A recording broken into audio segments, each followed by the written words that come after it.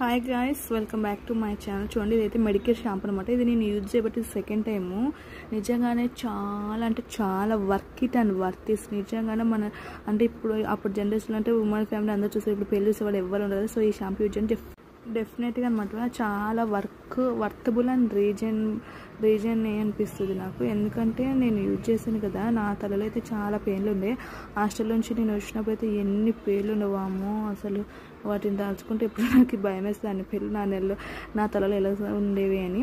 కానీ ఇది జస్ట్ ఇది అంటించుకొని నేనైతే ఒక 10 minutes అలా ఉండేసి ఇంకా నార్మల్గా మనం హెడ్ బాత్ ఎలా అయితే చేస్తామో అలా చేయాలన్నమాట.